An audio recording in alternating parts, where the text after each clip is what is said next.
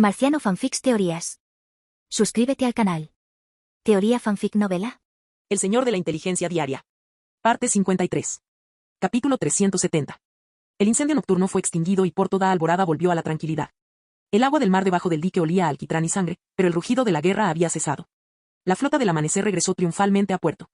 9 buques de guerra entraron en formación, ninguno se hundió y solo 2 sufrieron daños menores en los costados, que requirieron reparaciones menores. El resultado de esta batalla sacudiría todo el mar del norte. De los 37 barcos de velas negras del Rey Loco, 23 quedaron reducidos a cenizas y el resto fueron capturados por la flota del Amanecer. Los piratas, desorganizados en la batalla nocturna, tuvieron pocos supervivientes. Con excepción de unos pocos líderes importantes que fueron capturados para ser interrogados, todos los demás fueron ejecutados en el mar y sus cuerpos esparcidos por la marea. La noticia de que la flota del Alba no había sufrido pérdidas se extendió por toda Alborada como una tormenta y muchos súbditos salieron espontáneamente a saludarlos. Cuando la bandera roja de la marea apareció en la proa del barco en la niebla, los trabajadores y los súbditos en los muelles aplaudieron espontáneamente. Los aplausos estallaron como una ola, estrellándose contra el muelle y el dique de piedra, haciendo temblar las tablas de madera. Ha vuelto el amanecer. La marea roja es invencible. Al norte, al amanecer. Más gente se unió a los gritos y sus voces se elevaron en oleadas. Los niños saltaron alrededor del muelle, agitando las pequeñas banderas que ellos mismos habían hecho. Los artesanos levantaron sus gorras de tela manchadas de aceite, gritando el nombre de cada barco: Aurora, Estrella de la Mañana, Marea. Muchos trabajadores habían visto las llamas encenderse en la superficie del mar, sabían cómo luchaba la flota del Amanecer en la niebla de la noche. Estos barcos fueron forjados por sus propias manos, por lo que creyeron que ellos también habían participado en esta gloriosa guerra. Naturalmente, esto también fue resultado de los continuos esfuerzos de Lord Louis por cultivar un sentido de honor colectivo entre ellos. Cuando los barcos atracaron, el fuerte estruendo de las anclas al chocar contra el mar resonó en todo el puerto y las banderas de batalla ondearon con la brisa de la mañana. Los artesanos y jinetes de toda Alborada acudieron al muelle, algunos inspeccionando los daños, otros cargando el botín de guerra. El aire estaba cargado de la emoción y la agitación de la victoria. Lord Louis y Elliot estaban uno al lado del otro en el dique. Elliot miró a la multitud agitada que se encontraba abajo, con un sentimiento indescriptible de respeto creciendo en su corazón. Ya tenía a este joven señor en alta estima, y ahora era casi adoración. Comprendió que incluso si él hubiera comandado esa batalla, la fuerza de la flota del Amanecer aún habría ganado, pero nunca habría sido tan fácil. Siempre que aparecía un barco enemigo, siempre que había un cambio en la dirección del viento, Lord Louis parecía haber previsto todo. Esta sensación de control era casi como un conocimiento previo. Mi señor, dijo Elliot en voz baja, si no lo hubiera visto con mis propios ojos, no creería que nadie en el mundo pudiera calcular una batalla de esta magnitud. Lord Louis lo miró con indiferencia. Deja de adularlo, Elliot. El gobernador de toda Alborada sonrió y meneó la cabeza con sinceridad. No soy adulador. No hay nadie en el norte que pueda prever y mandar como usted, mi señor. Lord Louis pensó, lo que estás diciendo es una tontería. ¿Hay alguien más en este mundo que tenga un sistema de inteligencia diaria? Pero no podía revelar su secreto a la otra parte, así que giró la cabeza y cambió de tema, preguntando, ¿cómo va el interrogatorio? Elliot respondió de inmediato, está todo hecho, mi señor. Ahora estamos buscando entre sus tesoros, según las confesiones.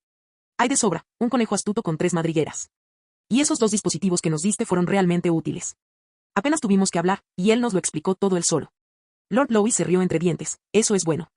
La operación de rescate duró medio día. Los buzos se sumergieron repetidamente hasta el fondo del mar, con las mangueras de aire ondeando en las olas, mientras usaban ganchos de hierro para recuperar los restos. El primer lote de cofres de hierro recuperados pesaba cientos de kilogramos y sus superficies estaban selladas con grasa de ballena. Cuando se abrieron, las monedas de plata brotaron como un torrente y la luz del sol en el muelle se reflejó en el brillo plateado, casi cegando a la gente. Cada moneda estaba grabada con el emblema del gremio de ceniza. Incluso había libros de contabilidad que registraban las transacciones, indicando claramente la cantidad de apoyo financiero proporcionado por el gremio al Mar del Norte. En las arenas de marea de la cueva White Bay, los artesanos desenterraron 3 barriles de madera. El segundo tenía un compartimento secreto en su tapa inferior. Al abrirlo con un cincel, un barril entero de lingotes de oro y cristales de médula mágica azul brillaba con una luz fría. Los lingotes de oro estaban cuidadosamente grabados con los números de serie del gremio, y los cristales de médula mágica centelleaban como estrellas bajo la luz de la fogata. Un marinero exclamó, este barril solo sería suficiente para reparar 3 barcos. Y en el viejo barco pesquero de Recife Norte número 3, se amontonaban pergaminos y cartas náuticas, llenando casi toda la cabina. Los caballeros los dispersaron con cuidado. Las rutas marcadas en rojo se extendían desde el archipiélago del abismo de hielo directamente hacia aguas inexploradas. Este podría ser el tesoro más valioso del Rey Loco. Finalmente, de los restos del buque insignia del Rey Loco, el devorador de olas, se recuperaron el núcleo de un cañón atronador y varios frascos de aceite de fuego alquímico. Al amanecer, el dique se llenó de cofres del tesoro. Monedas de oro, monedas de plata, lingotes de oro, cristales de médula mágica, contratos, cartas náuticas, libros de contabilidad. La vida del Rey Loco fue diseccionada y preservada en elegantes cofres de hierro. Una luz fría parpadeaba bajo las tapas abiertas, y el tintineo del metal en la brisa del mar sonaba como los ecos persistentes de una victoria. Y el aire, mezclado con el olor a alquitrán y sal, recordaba a todos que esta riqueza había sido rescatada de una montaña de sangre, cada pieza manchada con los pecados del gran pirata. No muy lejos de allí, un empleado vestido con una toga negra registraba rápidamente los resultados del inventario. 10.310 monedas de oro, 44.500 monedas de plata, 80 lingotes de oro, 372 cristales de médula mágica, 12 libros de contabilidad, 9 contratos. 7 cartas náuticas. Leyó cada elemento y el escriba que estaba a su lado lo copió rápidamente. Elliot escuchó atentamente, chasqueando la lengua con asombro, y exclamó: el rey loco era verdaderamente rico, más rico que la mayoría de los señores del norte. Lord Louis sonrió y extendió la mano para acariciar una caja. De hecho, un bocado equivale a un bocado de aceite. Tomó la copia del registro del empleado, hojeó casualmente algunas páginas, recorriéndolas con la mirada. Los objetos más valiosos aquí son, de hecho, el núcleo del cañón atronador y unos cuantos frascos de aceite alquímico especial para fuego, dijo con un dejo de satisfacción en la voz. Envíalos a Silco para que investigue, a ver si descubre algo nuevo.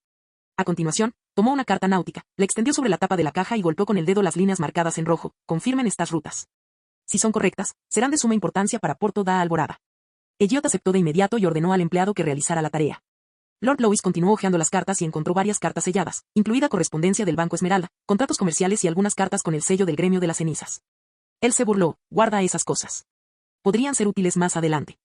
El empleado recogió inmediatamente las cartas, colocándolas cuidadosamente en una bolsa de cuero impermeable y sellándola con cera. Lord Louis miró la pila de cajas cuidadosamente ordenadas y sonrió. Ahora que el asunto pirata ha terminado, es hora de que amanezca para zarpar verdaderamente del puerto. Elliot se enderezó de inmediato, con expresión seria y entusiasta. Sí, mi señor.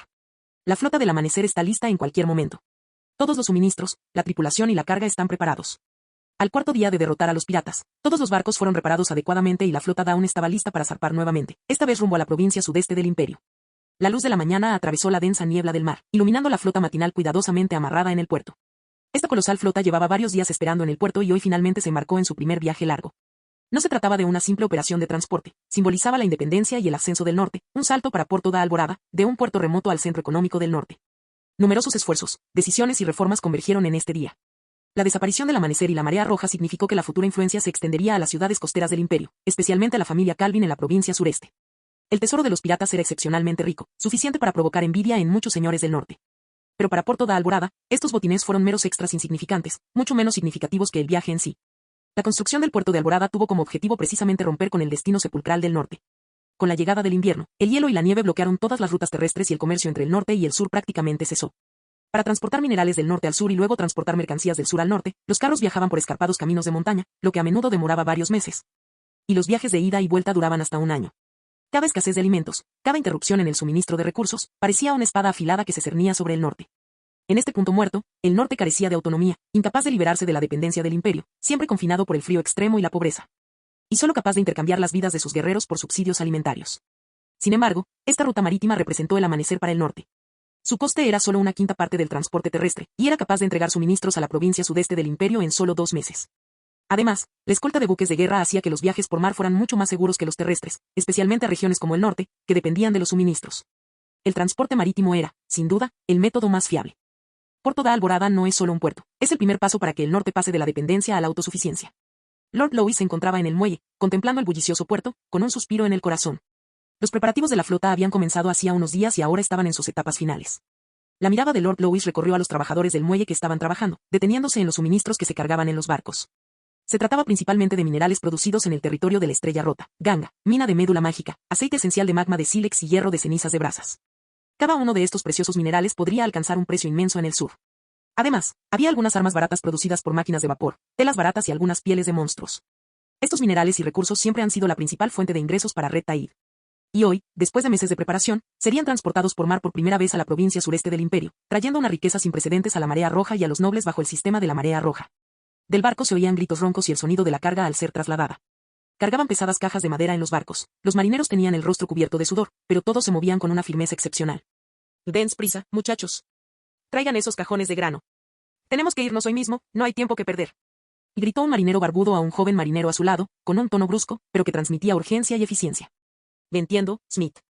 No grites, ayuda. El joven marinero saltó rápidamente a cubierta y empezó a ayudar a los demás a llevar las pesadas cajas a la bodega del barco. Al otro lado, varios marineros revisaban los cañones principales del barco, llenen los cañones secundarios con pólvora. Asegúrense de que los cañones principales estén apuntados con precisión y ajusten las posiciones de los artilleros al punto ideal. Todos entendieron en sus corazones que esto no era solo una operación de transporte, sino que representaba su futuro. Cuando todo estuvo listo, la atmósfera en el puerto se volvió cada vez más tensa y agitada. El aire estaba cargado con la brisa marina salada y una sensación de anticipación. La multitud se reunió en el muelle, llenando casi todo el muelle del puerto de Alborada. Estos trabajadores, que habían participado personalmente en la construcción de los buques de guerra, observaron con orgullo cómo las embarcaciones se preparaban para zarpar en su largo viaje. Muchos de ellos habían pulido la quilla del amanecer, forjado los remaches de la cubierta e izado aquellos pesados barriles de combustible. Ahora serían testigos de sus propias creaciones navegando desde las aguas del norte por primera vez. La luz del sol entraba desde el mar, iluminando rostros llenos de entusiasmo y orgullo. Silencio. Silencio para todos. Lord Louis va a hablar. Y gritó Elliot con fuerza. El puerto quedó instantáneamente en silencio y todas las miradas se fijaron en el muelle. Lord Louis se encontraba en la plataforma de madera más alta, con su capa ondeando con la brisa marina mientras observaba todo el puerto. Detrás de él, la bandera roja de la marea, izada en la proa del barco Alborada, ondeaba al viento. Se quedó en silencio por un momento, luego su voz, amplificada por magia, resonó claramente a través del puerto: gente de Down Harbor. La multitud estaba en silencio, incluso el sonido de las olas parecía cesar. Desde la primera cabaña de madera al amanecer hasta este puerto hoy, han pasado más de 2 años. Este es un milagro que creaste con tus propias manos. Y en este viaje, los barcos del puerto de Alborada navegarán hacia la provincia sureste del imperio, transportando mercancías del norte a todos los puertos. Ya no dependemos de la caridad, ya no esperamos ayuda. Con nuestros productos, nuestra artesanía, nuestra sangre y sudor, forjaremos nuestras propias rutas en alta mar, llevando esperanza al norte. Sonrió levemente al decir esto, con un toque de dulzura en su voz. Esta es la primera ruta marítima desde el norte, y también un viaje hacia la marea roja.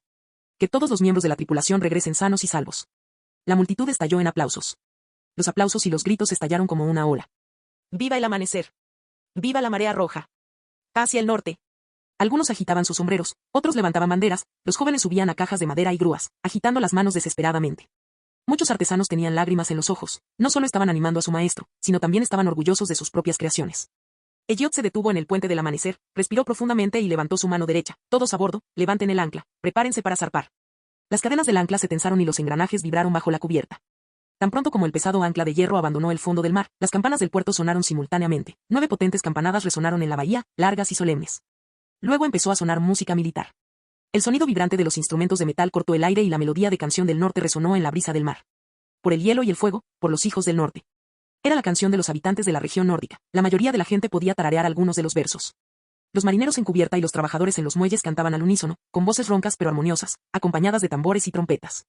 El amanecer levantó lentamente el ancla, sus mástiles imponentes, las velas ondeando en el viento como alas blancas desplegadas. Detrás de ella, el Morning Star, el Taid, seguido de cerca por la formación de la flota, navegaba lentamente fuera del puerto. Atención. Mantengan la formación. El viento del puerto es bueno, hicemos las velas un pie más. Órdenes, órdenes y el rugido de las olas se mezclaban. Muchos marineros estaban en su primer viaje largo, con sus rostros llenos de emoción y nerviosismo, sus manos agarrando las cuerdas y el sudor goteando por sus frentes. Alguien rió discretamente y dijo: el clima está muy lindo hoy. Otro joven marinero sonrió y dijo: no te emociones demasiado, no llores por tu mamá cuando las olas comiencen a romper. Una risa fuerte y estridente estalló en cubierta, ahogando el ligero miedo que sentían. El capitán caminó entre ellos, dándole una palmadita en el hombro a un marinero novato. Tranquilo, chico. Eres la primera clase de marineros entrenados por la marea roja. Cada paso que des hoy quedará registrado en los anales del norte. El joven hizo una pausa, luego enderezó la espalda y asintió pesadamente. Mientras la flota se alejaba lentamente, de repente apareció una luz deslumbrante en el cielo sobre el puerto. Los fuegos artificiales alquímicos se dispararon hacia el cielo, explotando en un enorme anillo de fuego carmesí en lo alto, transformándose en innumerables chispas doradas que se dispersaron por el mar, iluminando las velas de toda la flota. Y mira, son fuegos artificiales, exclamó un marinero. La luz de la hoguera, en forma de sol, reflejaba un camino dorado sobre el mar, que conducía directamente hacia el sur. Capítulo 371. La flota de Puerto de Alborada ya había zarpado y sus velas blancas desaparecían gradualmente en la niebla del mar bajo la luz de la mañana. Louis no se quedó en el puerto para celebrar, esto era solo el comienzo de un largo viaje. Su destino era Ciudad Marea Roja, el centro neurálgico del territorio del norte. Así, el carruaje continuó hacia el sur y él regresó a su mesa habitual, encontrando una montaña de documentos y órdenes, comenzando así una nueva ronda de asuntos gubernamentales.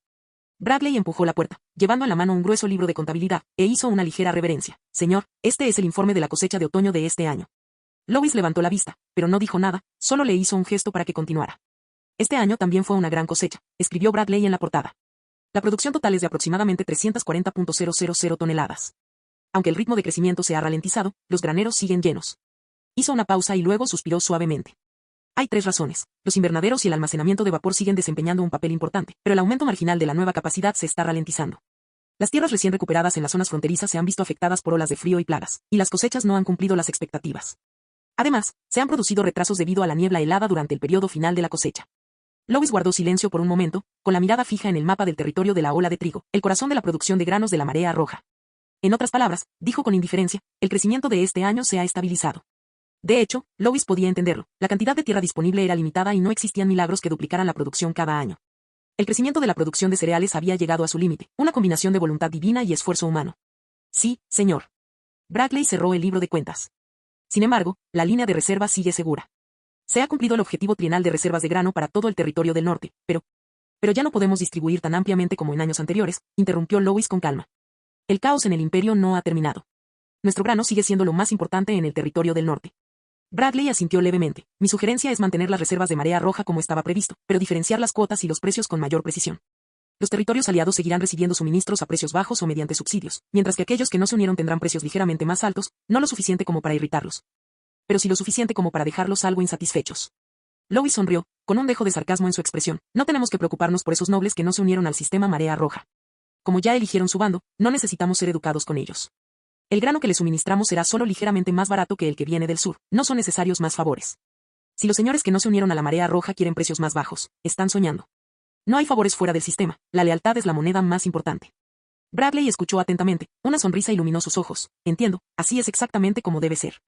Luis entonces no dijo nada, perdido en sus pensamientos, y el salón quedó en silencio, excepto por el crepitar del fuego en la chimenea. Después de un momento, Lois levantó la vista y rompió el silencio. A partir del próximo año, la tecnología de producción de granos y el sistema de gobernanza de la marea roja se introducirán en los territorios nobles que ya han adoptado el sistema. La expresión de Bradley cambió ligeramente y dudó. Señor, las tecnologías y los sistemas de la marea roja son cosas buenas. ¿Son demasiado valiosos para compartirlos a la ligera? Luis miró el cielo gris y declaró con calma. Creo que en los próximos años el imperio puede entrar en una gran agitación.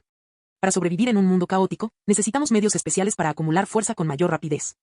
Mientras la tecnología esencial permanezca en manos de nuestra gente, por muy rápido que la aprendan, no comprenderán su esencia. Bradley reflexionó un momento y finalmente asintió. Entendido, señor. A continuación, ambos desenrollaron nuevos pergaminos y esbozaron sobre la mesa un plan preliminar de promoción para el arado de primavera del año siguiente.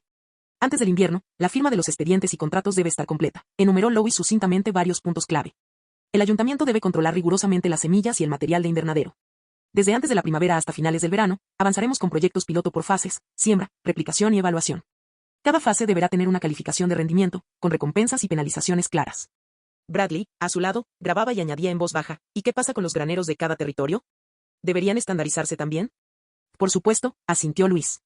Todos los territorios cubiertos por el contrato deben construir al menos un granero estándar, y las rutas de transporte de grano deben estar interconectadas. Hizo una pausa y luego escribió una nueva línea en el papel. Las leyes y la supervisión deben ir de la mano. Los supervisores no deben ser sobornados por los nobles ni permanecer en sus puestos demasiado tiempo. Si aparecen tales señales, deben ser reemplazados de inmediato. Bradley levantó la vista, con un rastro de determinación en sus cejas. ¿Qué pasa si los nobles se demoran o conspiran para resistir? Recortes de suministro y auditorías. El tono de Lois era tranquilo. Si recurren a engaños, que reflexionen sobre el significado de la lealtad en medio de la hambruna. Por supuesto, esto es solo un boceto, dijo Lois, cerrando el bolígrafo. Aún tienes que ultimar y ejecutar los detalles. Bradley guardó el borrador y respondió solemnemente. Entendido, señor. Se giró para irse, pero de repente Lois dijo, Bradley. El viejo mayordomo se detuvo y giró ligeramente la cabeza. Cuídate. El tono de Lois transmitía una genuina cordialidad. Necesitaré tu ayuda en muchos otros lugares en los próximos días. Bradley hizo una breve pausa y luego mostró una sonrisa genuina. Sí, señor. Los vendedores ambulantes instalaban hornos de cobre en las esquinas y el aroma de la carne asada se mezclaba con el olor del vino dulce. Niños civiles se reunieron alrededor de un carrito de dulces, observando cómo el jarabe goteaba y se convertía en hilos dorados bajo las luces de la noche de invierno.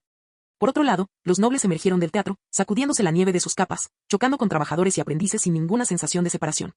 Más adelante, un viejo artesano tocaba el acordeón en su tienda, mientras varios soldados reían y aplaudían al son de las latas de vino caliente. En los escaparates bien iluminados, una costurera mostraba a los clientes los últimos diseños de chaquetas Red Tide, supuestamente diseñadas personalmente por Lady Emily. La alegre y melodiosa melodía del espectáculo de variedades cesó abruptamente cuando sonó la sirena de la patrulla nocturna, siendo reemplazada por el suave rasgueo de laúd de un artista callejero. Aquella era la noche en la ciudad de la Marea Roja. Su prosperidad no era la extravagancia de la capital imperial, sino una libertad ordenada. Ya fueran obreros o nobles, todos podían disfrutar de la noche bajo la misma lámpara.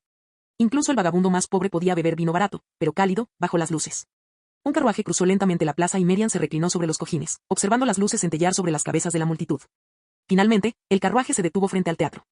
El encargado abrió la puerta y entró un viento frío, cargado de nieve. Merian se encogió de hombros instintivamente. Luego se enderezó y esbozó una leve sonrisa, como un caballero que ha aprendido a manejar la atención. Merian fue conducido al salón de banquetes en el piso superior, un lugar donde solo las personas más ilustres de Ciudad Marea Roja podían entrar. El sonido de los instrumentos de cuerda, el aroma del vino, las conversaciones y las risas suaves se entrelazaban formando un delicado telón de fondo.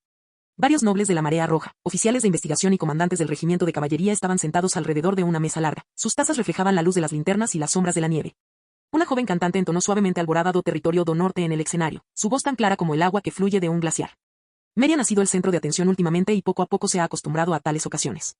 Aunque todavía era ocasionalmente reservado, comenzó a entender cómo responder a las bromas, cuándo hacer un brindis e incluso cómo iniciar una conversación informal.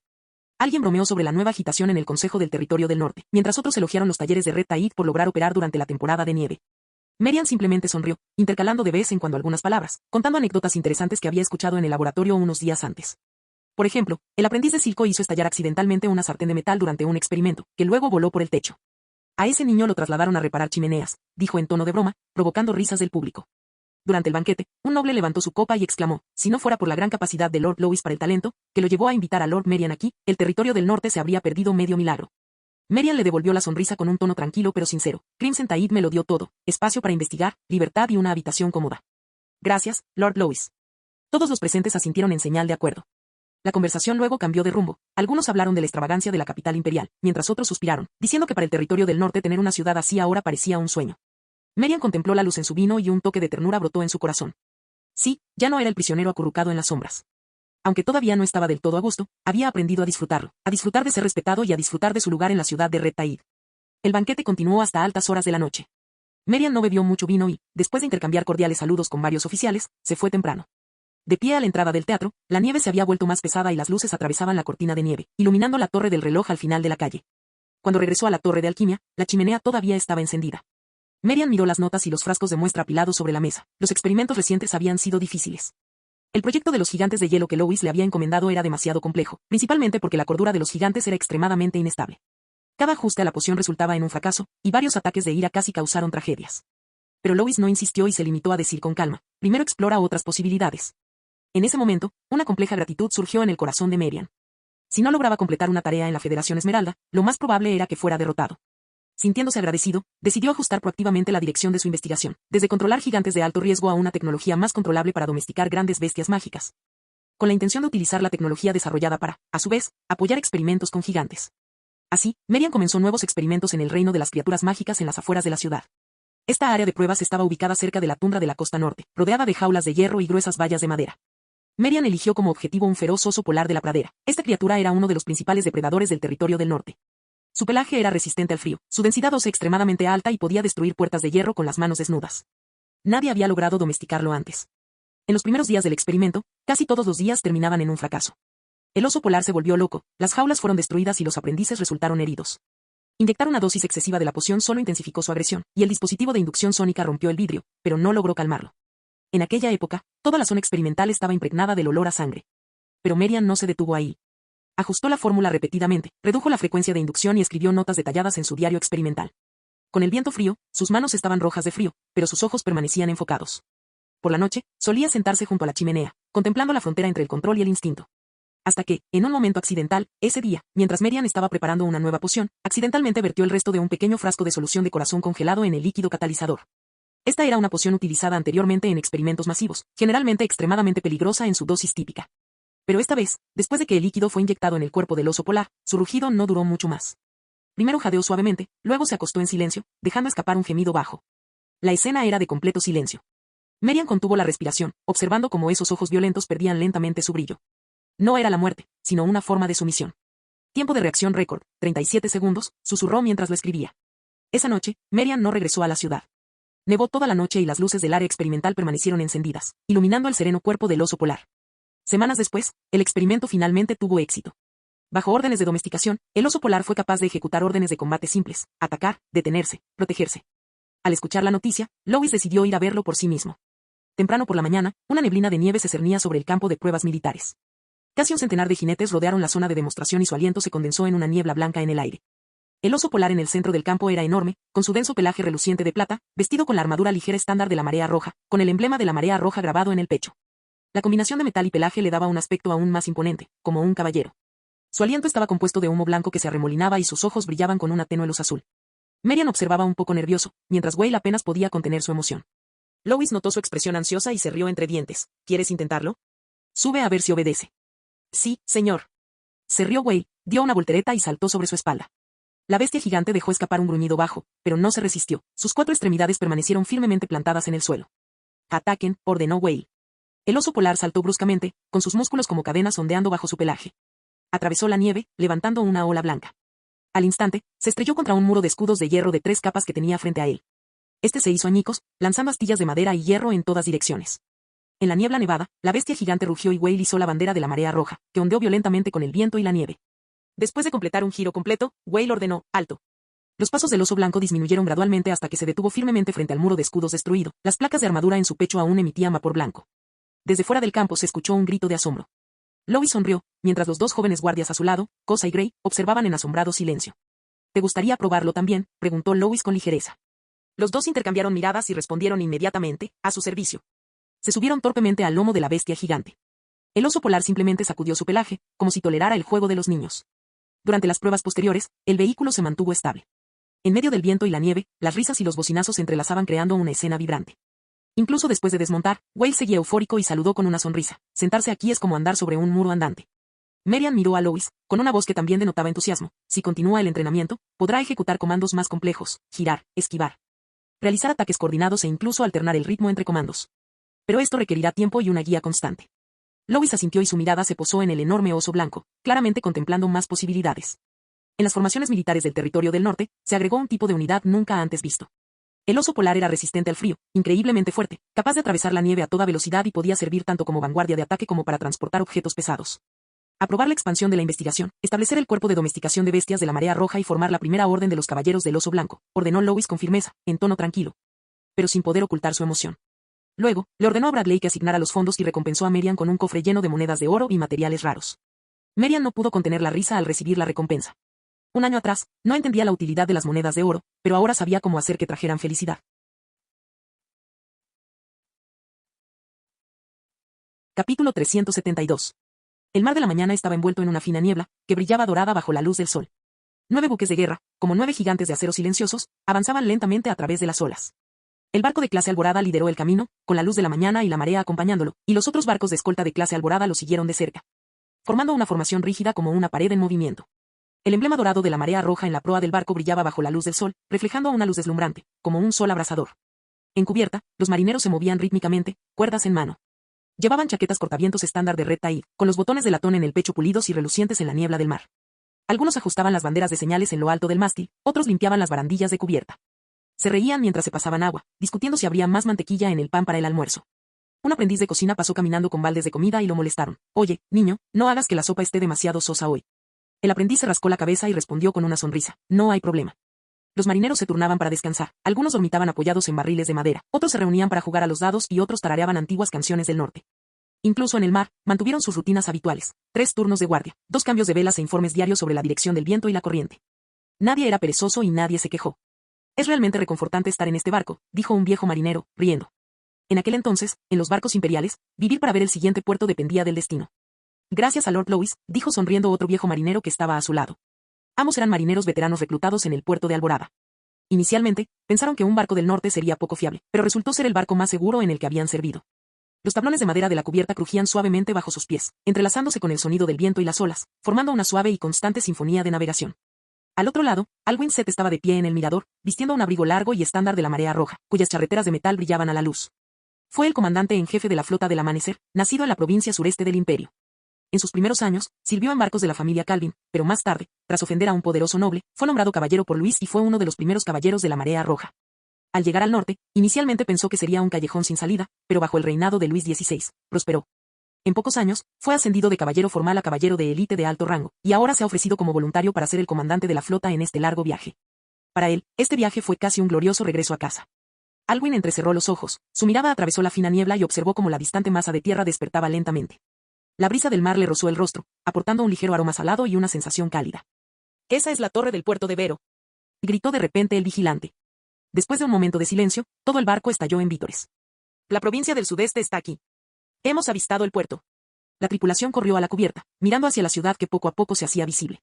Las torres distantes se alzaban a la luz de la mañana, las banderas ondeaban al viento y el faro del puerto brillaba como la luz de las estrellas. «Solo nos tomó más de 2 meses desde el norte, realmente lo logramos», exclamó un timonel con la voz casi ronca. Una salva de aplausos estalló en cubierta, y luego alguien tocó una corneta. El sonido, como una declaración de victoria, atravesó la brisa marina y resonó por todos los buques de guerra de la flota. La luz de la mañana en el fondo respondió con un silbido, seguido por el eco profundo de la marea. Las bocinas de los 9 buques de guerra sonaron una tras otra, formando una majestuosa sinfonía marítima. Las olas se agitaban bajo los cascos y la flota mantenía su formación perfecta, avanzando a toda velocidad. Alwyn observaba todo atentamente, con una leve sonrisa en sus labios y un suspiro de alivio escondido en ella.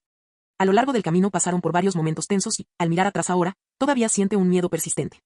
Esto ocurrió el 12º día de viaje, en una noche de tormenta. El viento aullaba como una bestia y las olas eran tan altas que parecían tocar el cielo. El amanecer amaneció y se puso en medio de la furiosa tormenta, la cubierta empapada por la lluvia como si fuera una superficie helada en el norte. Los marineros apenas podían verse las caras, pero aún así continuaron con sus rutinas, un escenario que habían ensayado en el norte. La tormenta duró 3 días y 3 noches, y sobrevivieron siguiendo todas las reglas de las 12 leyes de la navegación. Cuando pasó la tormenta, el mar quedó extrañamente silencioso. Alwyn observó la flota que emergía de las olas y murmuró, si hubiera sido un barco imperial común y corriente, esa noche habría significado la aniquilación total. El segundo susto fue en el mar de niebla densa. Esa noche, el mar estaba tan silencioso como una tumba, la niebla tan espesa que no se podía ver la palma de la mano frente a la cara. La flota se dispersó y un carguero se desvió de su rumbo. Las luces de señalización brillaban en el mástil al amanecer, y grupos de sonidos alquímicos zumbaban suavemente en la oscuridad. Esta era una nueva tecnología de la marea roja, que permitía a los barcos reaccionar en la niebla como si tuvieran un latido. Alwyn los guió con comandos de sonar, escuchando ecos mientras se acercaban lentamente. Cuando reapareció la silueta del barco perdido, una ovación largamente reprimida estalló en todo el barco. El tercer susto fue el repentino ataque pirata. Esa tarde, el cielo estaba pálido. Un grupo de lanchas rápidas, con banderas negras, irrumpió en la brumosa orilla del mar como una bandada de tiburones olfateando sangre. Antes de que Alwyn pudiera hablar, los cañones secundarios de la Aurora ya se habían puesto en posición de disparo. Los cañones rugieron, la cubierta vibró y el fuego y el humo explotaron en un instante. Los buques de guerra de la Marea Roja eran como muros de hierro frío, sus cañones describían arcos precisos y destrozaban los barcos piratas. La luz de la mañana y la marea los flanquearon rápidamente, con la precisión de un ejercicio. La batalla duró menos de 15 minutos, dejando solo restos flotando en el mar. Alwyn recordó los gritos de terror de los piratas. Esperaban atacar barcos mercantes, pero en su lugar se encontraron con una legión naval. La flota de la Marea Roja los arrasó, aplastándolos casi por completo, sin siquiera considerar a estos pequeños ladrones del mar una amenaza. Alwyn miró el humo blanco que salía de los cañones de las armas y una ola de respeto surgió en su corazón. El norte nunca había establecido un puerto, no solo por la inadecuación del terreno, sino también por lo desconocido de las aguas y la piratería desenfrenada. Ahora, gracias a las armas diseñadas y los sistemas implementados por aquel caballero, habían logrado cruzar con seguridad. Y los otros días tranquilos, aparentemente sin alarma, demostraron mejor el poder de la Marea Roja. El barco aplicó rigurosamente el código marítimo de la Marea Roja, rotación de guardia de 3 niveles, distribución de alimentos y alarmas de seguridad nocturnas, todo en perfecto orden. Por la noche, el viento del mar era cortante y helado, pero los marineros aún reían mientras comían su sopa. Nadie robaba, nadie peleaba, e incluso a los enfermos se les daban tareas ligeras. Un viejo marinero se apoyó en la barandilla y suspiraba. En un barco de la Marea Roja, puedes dormir tranquilo. Alwyn recordó aquellos momentos con el corazón apesadumbrado. Observó el avance constante del amanecer, dándose cuenta de que no era suerte, sino que el Señor siempre los había estado protegiendo. Y también estuvieron a la altura de las expectativas, cumpliendo su misión. Alwyn miró hacia el puerto distante, levantó la mano y ordenó en voz alta, señalen a todos los barcos, formen y avancen, prepárense para atracar. El timón giró lentamente y el enorme barco, firme como una montaña, cortó las olas. Las placas de blindaje de metal de los 9 buques de guerra reflejaban una luz cegadora, como 9 lanzas lanzadas desde el norte, perforando la costa de la provincia del sudeste. La niebla de la mañana aún no se había disipado por completo, pero las aguas alrededor del puerto de Vero ya estaban repletas de actividad. El caballero Darling, el guardián del faro del puerto, entrecerró los ojos y vio una luz dorada emerger en el horizonte distante. Al principio, la luz apareció como un reflejo en la niebla, pero poco a poco se transformó en nítidas siluetas metálicas bajo la luz del sol. Las proas de los barcos agitaban las olas, capas sobre capas de espuma blanca ondulante, como si se acercara a un campo de nieve. Eso es una flota, murmuró Darling. Cuando la luz del sol disipó completamente la niebla, se hicieron visibles los contornos de los 9 buques de guerra. Eran como 9 gigantes alineados, con sus cascos incrustados de oro y sus banderas adornadas con emblemas de una marea carmesí llameante. Darling contuvo la respiración. ¿Esto es una flota imperial? No, nunca he visto esa bandera. El señalero que estaba a su lado habló con voz temblorosa. Señor, ¿debemos activar la alarma de defensa? Darling apretó los dientes y gritó, enciendan la luz roja, máxima alerta para el puerto. La luz roja del faro del puerto parpadeaba en la niebla, los barcos de defensa hacían sonar sus bocinas y los silbatos resonaban en el muelle. Se ordenó a los trabajadores evacuar y se suspendieron inmediatamente todas las operaciones de carga en el puerto. La gente miró hacia el mar y vio 9 buques de guerra aproximándose constantemente, con sus imponentes mástiles y cascos tan grandes como montañas. Que eso es mucho, 9 buques de guerra, exclamó alguien. Darling espoleó a su caballo por las escaleras, sin apenas tiempo de ajustarse la armadura, y cabalgó directo a la oficina de la autoridad portuaria, todavía envuelta en niebla. Lord Chairman. Una flota entera ha llegado del mar, al menos 9 buques de guerra. No recibimos ninguna notificación previa. Herman Calvin, el jefe de la autoridad portuaria, manejaba documentos. Observó el sonido con el ceño fruncido. ¿9 barcos? Menuda broma. ¿Ni siquiera la flota de la capital imperial es tan grande? Herman se levantó y caminó hacia el balcón, mirando el horizonte distante. En ese momento, casi se olvidó de respirar. 9 buques de guerra con banderas carmesí estaban dispuestos en perfecta formación, con sus emblemas metálicos en las proas brillando a la luz del sol, como 9 soles resplandecientes. Esa es, la bandera de la marea roja, susurró Herman, y entonces lo asaltó una repentina comprensión. Lois Calvino, ese es el octavo joven maestro, no, es la flota del conde Calvino. Inmediatamente ordenó, abran el canal del puerto. Toda la tripulación a recibir los barcos. Prepárense para recibir a la delegación de la marea roja, que hará un largo viaje. Las campanas del puerto resonaron en la brisa del mar. Los obreros y comerciantes en los muelles abandonaron sus tareas y se quedaron mirando la armada de acero. El barco de clase Alborada despejó el camino, con la luz de la mañana y la marea como guía, y los otros barcos de escolta de clase Alborada lo siguieron de cerca.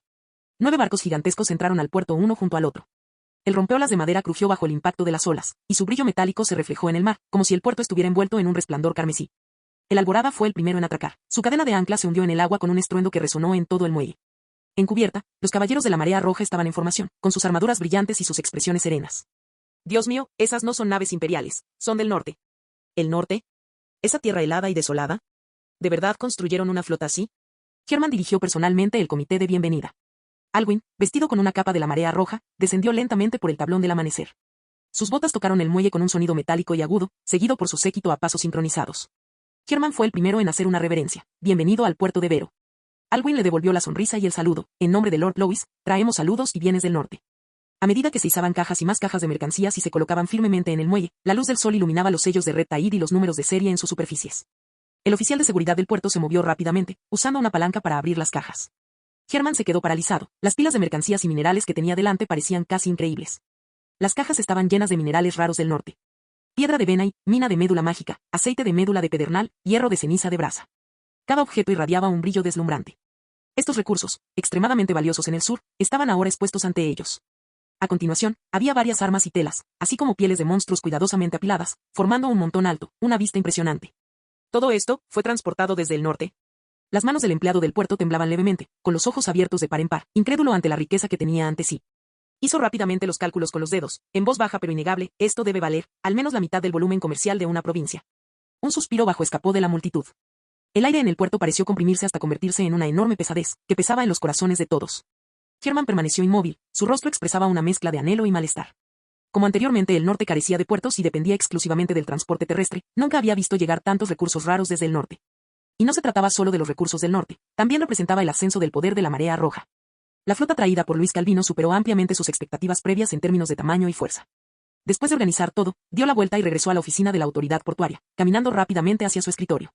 Herman cogió su pluma, con la letra ligeramente temblorosa, y rápidamente escribió una carta al duque. Esa noche, bajo el manto de la oscuridad, las hogueras del muelle se reflejaban en el agua, sus llamas parpadeantes iluminaban figuras ocupadas. Los trabajadores seguían moviendo las cajas de mercancías de forma ordenada, la tripulación limpiaba la cubierta y el viento de la noche traía olor a sal. ¿Alwyn? ¿Tú eres Alwyn? Un grito de sorpresa llegó a oídos de Alwyn. Se giró al oírlo y vio un rostro familiar, una leve sonrisa se dibujó en su rostro. Fue Tolan, su primo, también caballero. Fue él quien trajo a Alwyn al barco en aquel entonces. Alwyn dio un paso adelante y le dio a Tolan una ligera palmadita en el hombro. Soy yo, el hermano mayor Tolan. Los ojos de Tolan revelaron un matiz de complejidad cuando de repente recordó el pasado. Ofendiste a mucha gente cuando estabas en el barco de la familia Calvin. Inicialmente, ibas a ser ejecutado. Fui yo quien intercedió por ti, usé mi influencia y finalmente logré que siguieras a Lord Lois hacia el norte. Nunca imaginé, viejo amigo, que regresarías liderando una flota tan grande. El rostro de Alwyn mostró una pizca de gratitud y asintió levemente. Sí, gracias Lord Lois, y gracias por su ayuda. Luego bajó la cabeza, sacó una bolsa de monedas de oro de su cintura y se la ofreció con dulzura a Tolan. No estaría donde estoy hoy si hubiera olvidado tu ayuda en aquel entonces. Sin tu llamado, podría haber desaparecido hace mucho tiempo. Tolan se quedó congelado por un momento, con un destello de sorpresa en sus ojos, y rápidamente agitó su mano. Es demasiado valioso, Alwyn, no puedo aceptarlo. Alwyn sonrió e insistió. Sin tu intervención en aquel entonces, ahora podría ser un cadáver en el mar. Tolan aceptó de mala gana las monedas de oro, con una mirada compleja en sus ojos. Muy bien, si insistes, entonces no me negaré más. Luego dijo en tono de broma, me hubiera gustado ir al norte contigo en aquel entonces. Alwyn levantó una ceja y respondió con una sonrisa. No es demasiado tarde para irnos. Ven conmigo, hay un lugar para ti. Tolan reflexionó un momento y luego negó con la cabeza. Olvídalo, olvídalo. Las tormentas en el norte son demasiado fuertes. Me quedaré aquí. Se inclinó hacia adelante de repente, bajó la voz y susurró juguetonamente al oído de Alwyn. Sin embargo, si Lord Lois se convierte en el jefe de la familia Calvin en el futuro, podremos trabajar juntos nuevamente. Los dos se miraron por un momento y luego estallaron en risas. Tolan lo tomó como una broma casual. Pero Alwyn, aunque riendo, se guardó el comentario. Sentía que esta broma podría hacerse realidad algún día. Capítulo 373. La niebla nocturna descendía del mar, subiendo lentamente hasta la torre, y la humedad ligeramente salada se condensaba en agua fina en las grietas de las ventanas. El aire en la oficina era bastante fresco y la luz de las velas parpadeaba, proyectando sombras que cambiaban constantemente sobre las paredes. El duque Calvin estaba sentado detrás de su escritorio, que estaba cubierto de cartas secretas de la capital imperial y varias partes de la provincia del sudeste. Los abrió uno por uno, respondiendo a cada uno, y así fue como funcionó la provincia del sudeste. La siguiente carta llegó de Porto Vero. Rompió el sello de lacre, la tinta de la carta aún estaba húmeda. La flota del amanecer, compuesta por 9 buques de guerra, llegó con éxito al puerto de Vero. El cargamento incluye piedras de beta y hierro de ceniza de brasa y mineral de médula mágica, con un valor total equivalente a la mitad de los ingresos anuales de la provincia. La mirada del duque Calvino se quedó allí. Los buques de guerra simbolizaban el poder de la circulación, y 9 buques de guerra significaban que se estaba abriendo una ruta marítima independiente. 9, repitió el duque Calvino en voz baja. En pocos años, incluso las tierras heladas de los bárbaros tendrán un puerto construido. Sabía que Luis estaba construyendo un puerto en el norte y la familia Calvin también había financiado a artesanos para ayudar en la construcción. Pero no esperaba que Louis alcanzara una escala tan grande, y estaba claro que estaba ocultando su verdadera fuerza. El duque Calvin se reclinó en su silla y su mirada recorrió la niebla del mar fuera de la ventana. A continuación, sacó de un cajón un mapa del norte, en el que había marcado personalmente 3 lugares: Marea Roja, Ola de Trigo y Puerto del Amanecer. Aunque ninguno de sus espías se había infiltrado en los niveles superiores de Marea Roja, había algunos funcionarios de nivel inferior, por lo que aún conocía información básica sobre Marea Roja. Centrada en la Marea Roja, la influencia de Louis se ha expandido verdadera y rápidamente en los últimos años, hasta el punto de que puede ser considerado el verdadero rey del norte de la nueva generación. La mente del duque Calvin escaneó rápidamente la información de los últimos meses. El príncipe hasta murió en las llanuras heladas, y el estandarte del territorio del dragón de hielo fue reemplazado por el de la Marea Roja. Incluso sospechó que Louis manipulaba todo esto tras bambalinas. La razón fue que, después de este incidente, los caballeros de la Marea Roja tomaron el control de la línea de defensa del norte, y ningún noble se atrevió a resistirse a Louis, suprimiendo por completo el caos en el norte. Si alguien pregunta quién se benefició de esto, tocó ligeramente la carta con la punta del dedo. Además de él, ¿quién más podría ser? El duque Calvino recuperó un antiguo expediente, un documento de hace 4 años, una carta de autorización enviada al norte, que decía: Luis Calvino, al frente de 40 caballeros hacia el norte, asignó 800 monedas de oro y 2 carros de provisiones. El duque miró de reojo la línea de texto y una leve sonrisa sin humor apareció en la comisura de su boca. En aquel entonces era muy generoso, murmuró mientras la luz de las velas iluminaba su rostro y revelaba un ligero cansancio. El norte está ahora bajo el dominio de Calvino, lo cual es bueno. Simplemente no me obedece. Echó un vistazo al árbol genealógico en la pared y su dedo se detuvo entre los nombres Cayo y Louis. Uno desapareció con el emperador en la capital imperial, el otro estableció un reino en el norte. Irónico. El suspiro del duque Calvin resonó por la sala. Como está fuera de mi control, necesito encontrar otra manera de cooperar con él. Se levantó y caminó hacia el armario, sacando varios libros de contabilidad. Las transacciones entre la Marea Roja y el gremio de comerciantes de Calvin parecían prósperas a primera vista, pero en realidad, las proporciones estaban desequilibradas. Red Taid ya casi no necesitaba al gremio de comerciantes de la familia Calvin para la distribución. Mientras que el gremio de comerciantes de la familia Calvin dependía del suministro de bienes de Red Taid para mantener sus operaciones. Había intentado repetidamente recuperar el control de Luis, interferir en los asuntos del norte, pero cada vez recibió un rechazo suave, cortés pero firme. Envió a un oficial de finanzas para inspeccionar las cuentas del gremio de comerciantes de Calvin en el norte. Solo para recibir una carta de respuesta que le informaba que las cuentas de la Marea Roja se revelan únicamente al propio señor del norte. Intentó restringir los envíos con el pretexto de cumplir los acuerdos del gremio de comerciantes de la familia, pero la otra parte optó por sus propias líneas navieras. Después de varios intentos, finalmente comprendió que Louis no lo estaba traicionando, sino que buscaba la independencia, liberarse del control de la familia Calvin. En comparación con la familia Calvin, estaba más cerca de la familia Edmond. El duque Calvino cerró los libros de contabilidad en voz baja. Esta vez, dejaré que él elija por sí mismo. O bien regresa al sistema familiar y acepta la orden de Calvino, o bien queda completamente excluido. Ya no puedo permitirle que utilice libremente los impuestos sobre los bienes, de lo contrario, perderá gradualmente el control. El duque Calvino tomó su pluma y escribió una directiva: reescribir los términos comerciales de Red Taid, utilizando una estructura de asociación que no debería incluir el linaje familiar directo. Dejó el bolígrafo y se reclinó en su silla, con la mirada fija en el mapa del imperio en la pared. El regente estaba gravemente enfermo y había facciones agitadas dentro de la corte. El Ministerio de Finanzas ya estaba dividido en 2 facciones. Las órdenes del Ministerio de Asuntos Militares cambiaban 3 veces al día e incluso las guarniciones fronterizas estaban comprobando la autenticidad de las órdenes. El segundo príncipe controlaba el Ministerio de Asuntos Militares, ansioso por establecer una alianza entre nobles y legiones. El cuarto príncipe se comunicó en secreto con el censor, intentando centralizar el poder dentro del gabinete. Y el príncipe favorecido por la Santa Sede iba posicionando discretamente sus piezas en el territorio oriental. Todo el imperio era como una red tirada simultáneamente por varios hilos ocultos, con grietas que amenazaban con abrirse en cualquier momento. La provincia del sudeste se mantenía relativamente estable, pero también estaba empezando a verse arrastrada al conflicto. Los nobles del puerto se protegían entre sí y los precios del oro y del grano estaban descontrolados. Los barcos mercantes de la familia Calvin fueron sometidos a diversos impuestos externos y auditorías internas bajo pretextos. E incluso su propio regimiento de caballeros tuvo que ser enviado para apoyar a la capital imperial. El duque miró el mapa, tocando ligeramente con la yema del dedo la marca que indicaba la capital imperial. ¿Cuántos días más podrá el regente permanecer en el poder?, susurró. Cuando caiga, es probable que el cielo sobre el imperio se derrumbe. Sabía que el orden en el que confiaba la familia Calvin estaba en peligro. Si el segundo príncipe triunfaba, el poder militar devoraría el poder comercial. Si el cuarto príncipe llegaba al poder, el consejo aplastaría a la nobleza. Independientemente del camino elegido, la familia Calvin estaría acorralada. Y el cielo sobre el imperio está a punto de derrumbarse, murmuró el duque Calvin. Y Calvin necesita encontrar tierra firme antes de que caigan los escombros. Estaba a punto de extender la mano para apagar la lámpara cuando oyó 2 golpes desde afuera de la puerta. Entre. Una persona entró, hizo una reverencia y susurró: Su Excelencia, el joven maestro Eduardo ha regresado a la mansión con sus hombres. El duque levantó la vista y la luz de la vela reflejó un tenue brillo en sus pupilas. Observó en silencio la sombra en la puerta, con voz firme: Así es. Iré allí ahora. Seldon Calvin estaba sentado en su escritorio en el salón de la oficina de Portobelo, sosteniendo la carta secreta. El papel estaba ligeramente arrugado por el sudor, y se quedó mirando la frase: Llegaron 9 buques de guerra, enarbolando la bandera de la marea roja. La luz de las velas iluminaba su rostro, sus ojos oscuros. 9 buques de guerra, 9 buques capitales. Seldon comprendió muy bien lo que esto significaba. La marea roja de Luis ya no era solo un apéndice político, sino una potencia económica. Las tierras heladas del norte se han convertido en una mina de oro, murmuró suavemente. En ese momento, Seldon sintió ansiedad por primera vez. La atención de su padre estaba divagando. Louis, un hermano menor que alguna vez fue considerado desechable, ahora ejercía un poder que podía inquietar incluso a los nobles del imperio. Las mercancías del norte llegaban continuamente al sur, y la flota mercante de la familia Calvin tenía que depender de los productos de la marea roja. Si esto continúa durante demasiado tiempo, mi padre solo recordará el nombre de ese inútil de Louis. Seldon se burló, la imagen del rostro indiferente de su padre pasó por su mente. Desde que Gaius desapareció, estaba seguro de que esa silla era mía, pero ahora. Levantó la vista y su mirada recorrió el espejo de la pared, su propia sombra se alargó a la luz de las velas. Louis, un vagabundo abandonado, pero de alguna manera logró resurgir. Seldon recordó haber invertido 8.000 monedas de oro, 5 rutas comerciales y 30 caballeros para apoyar a Pal, solo para que todos se convirtieran en cadáveres de insectos. Sin embargo, Luis, con solo 800 monedas de oro, recuperó todo el norte. Esta disparidad hizo que su pecho se sintiera pesado. La situación política del imperio es tan caótica, y aún así, él logra construir una flota en el desierto. ¿Y yo? Ni siquiera me atrevo a dejar que mi padre vea una sola nave operando con pérdidas. Seldon admitió por primera vez que tenía miedo. Tal vez, su padre ya esté considerando traerlo de vuelta. Sus pensamientos se remontaron a 4 años atrás. Esa noche, Louis partió hacia el norte. Seldon todavía recordaba estar de pie en la torre, viendo el carruaje desaparecer en la niebla. Los caballeros en los que se había infiltrado llevaban un frasco de veneno incoloro, con órdenes de causar un accidente en el camino. Desgraciadamente, fracasó, pero en aquel momento no le dio mucha importancia y lo consideró simplemente un acto frívolo. Debería haber actuado directamente entonces, murmuró, sacudiendo la cabeza con una sonrisa amarga. Pensé que estaba jugando al ajedrez, pero ya había cometido un grave error.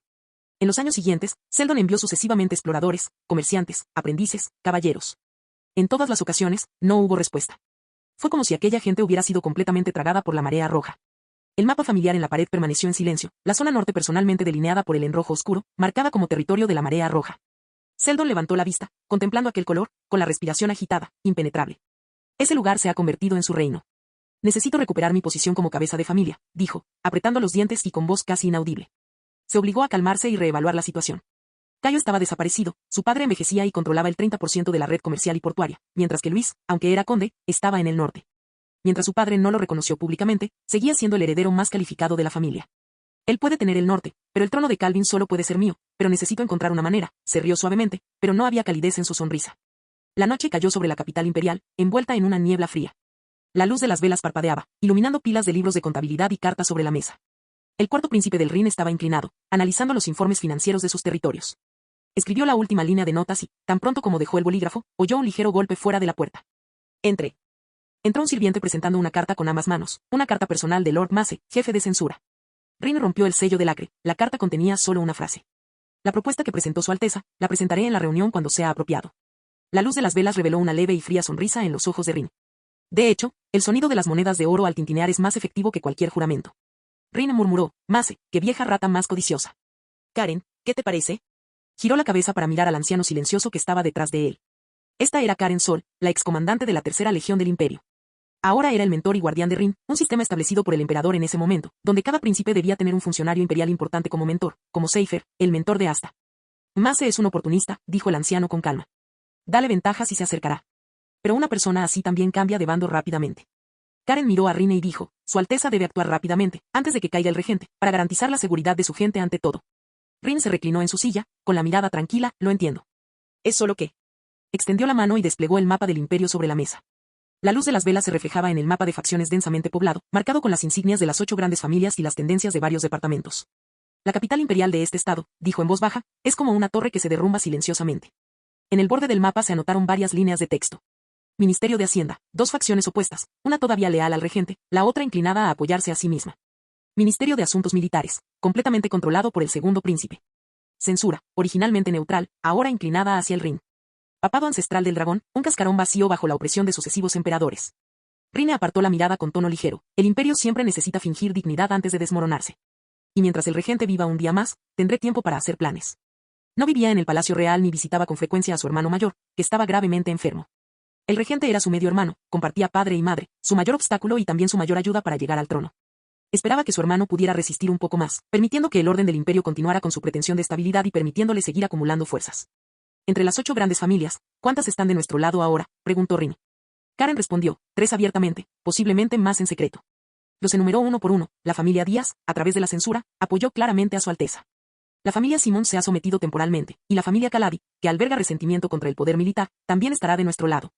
Hizo una pausa y continuó. La familia Calvin demuestra públicamente una inclinación hacia el segundo príncipe, pero su posición es ambigua. El viejo duque siempre apoya al eventual ganador. La familia Remont es de línea dura y siempre apoya al Ministerio de Asuntos Militares. La familia Holden está al borde del colapso y la familia Veres sigue indecisa. La familia Edmond está prácticamente extinta. Todo el poder en el norte está en manos de ese conde Calvin. Rine golpeó suavemente la mesa con la punta del dedo y permaneció en silencio por un momento. Ese joven conde, dijo lentamente, con poco más de 20 años, ya controla la provincia más grande del imperio. Karen asintió levemente. El sistema marea roja es realmente eficiente. Todo lo que podía moverse, se movía, sin depender del prestigio de la nobleza para sobrevivir.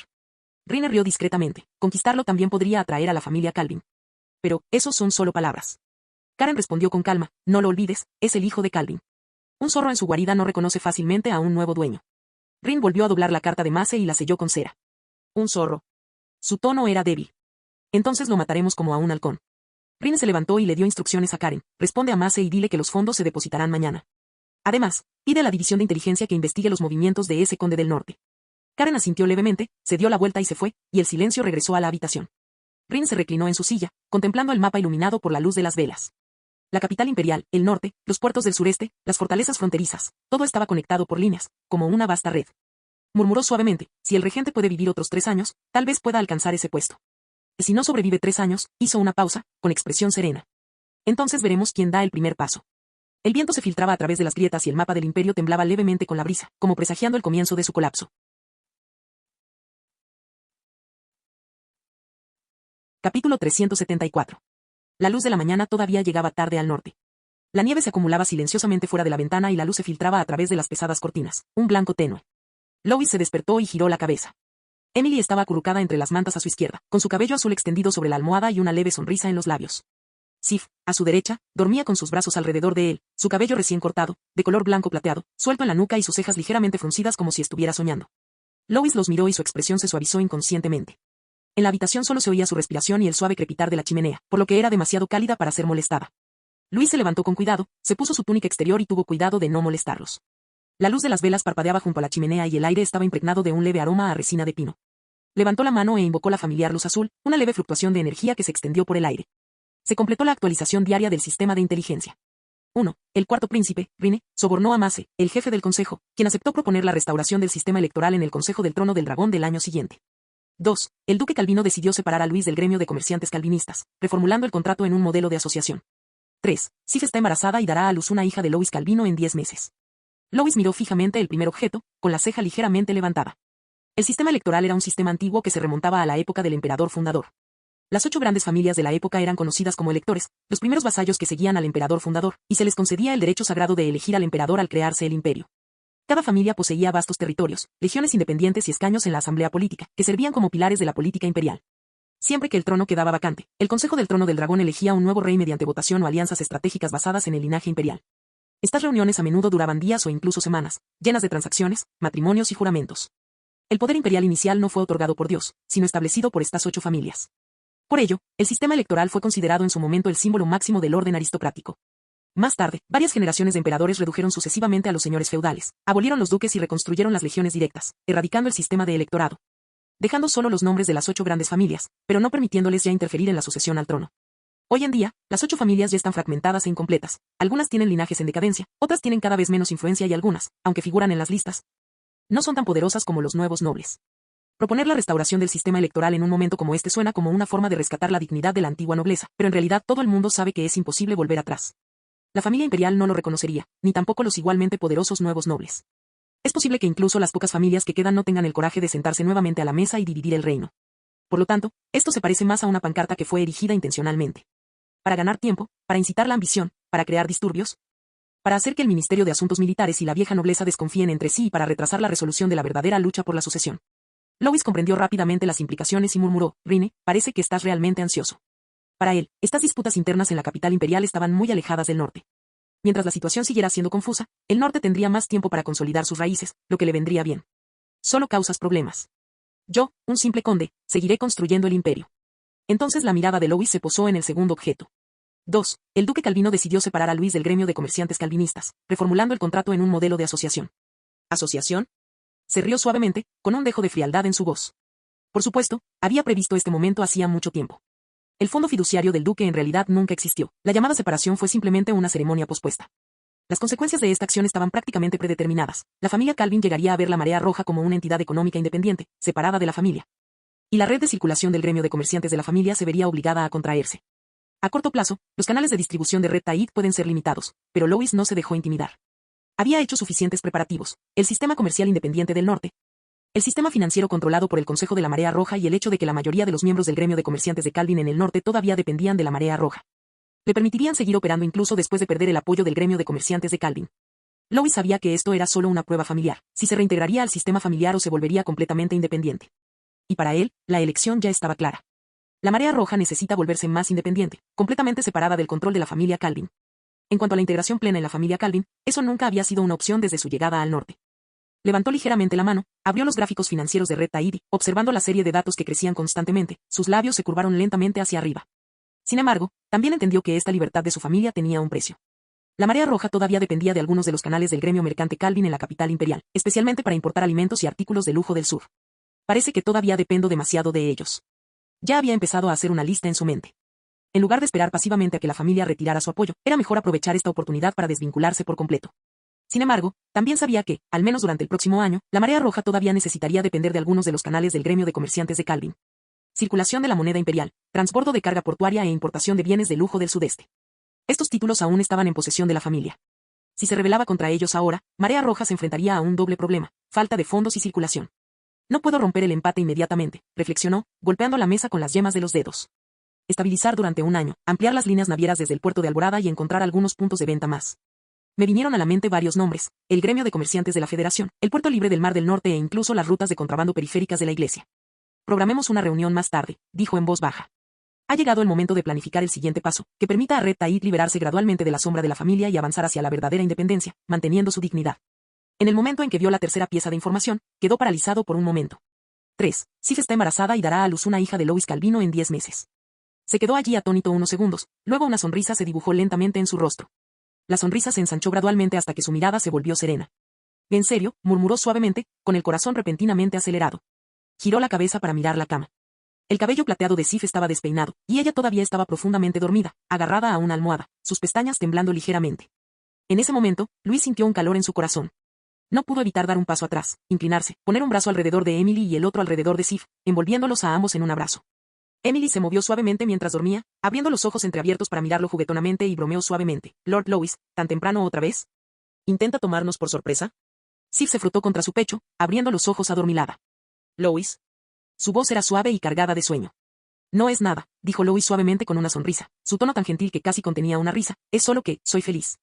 Con una mano, sostuvo la barbilla de Sif, le dio un suave beso en los labios y luego se giró y le dio a Emily un beso más profundo en la frente. Ambos se congelaron casi simultáneamente, sus caras enrojecidas. «Lois, ¿por qué te comportas tan raro hoy?», preguntó Emily, medio en broma, medio quejándose, pero acercándose más.